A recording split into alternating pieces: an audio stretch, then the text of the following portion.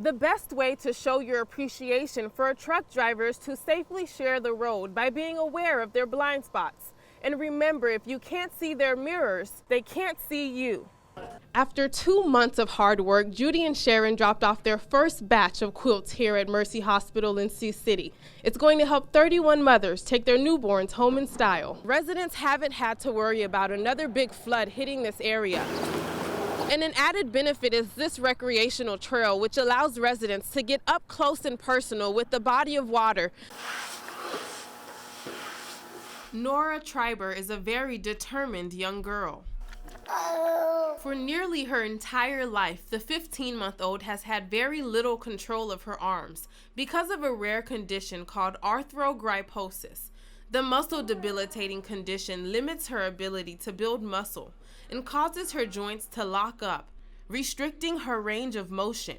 But she finds ways to get around it. Oh, and she's wiping her mouth. Did you see that?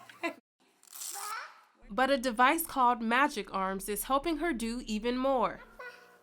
While the outcome has been remarkable, the transition to having more control of her arms hasn't been easy.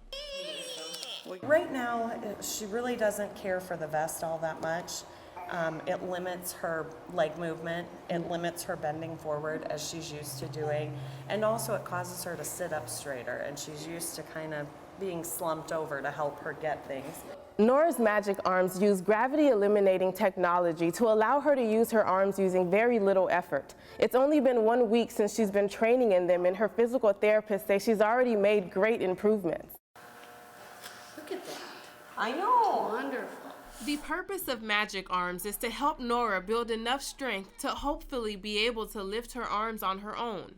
Basically, the more rubber bands that we put around these black things, the easier it is for her to make the arms move for her. It sounds like a small accomplishment, but just raising her arms above her belly button was a huge feat. It has just been amazing to see the little transformations that she's making day to day.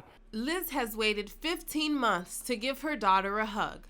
And now with the help of a little magic, the wait is over. She is going to hug a lot more than she was before, and she's able to get her arms up there.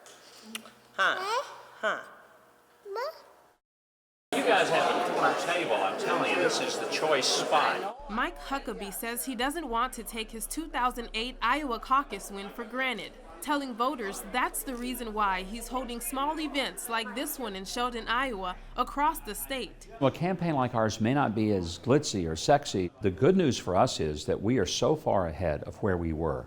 Lori Scrogan, who is still undecided, says meeting with Huckabee gives her a better understanding of where he stands on issues important to her. If you just take all that apart and just listen to the man, he really is stating what is wrong with our country, and I think that we have a fighting chance with him. During the hour-and-a-half-long event, Huckabee touched on a number of issues, including his plans to repeal the Affordable Care Act, tax reform, and eradicating ISIS. He also touted his experiences as a governor in Arkansas, telling voters his track record gives him an advantage over other GOP candidates. I don't think you can send somebody to the White House for on-the-job training. You want someone who's done this before.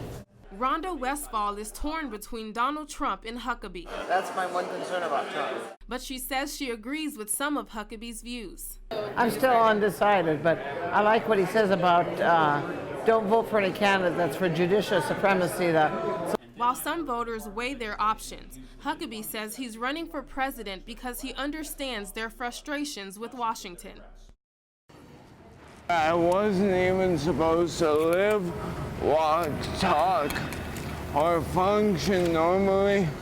I'm the level of a second grader.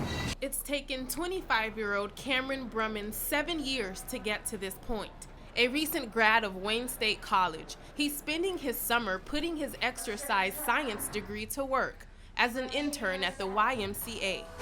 Keep it up. But this wasn't always his plan. I was supposed to go to Wayne State College to walk on for football, but unfortunately, I never made it there. At 18 years old, Cameron suffered a traumatic brain injury after being thrown from his car during a bad accident.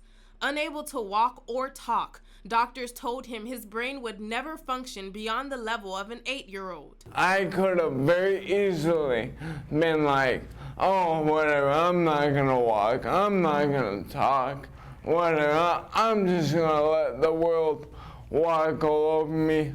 After countless hours of therapy, he regained his mobility. It also got him interested in the field that changed his life, physical therapy. I just want to give back to the community.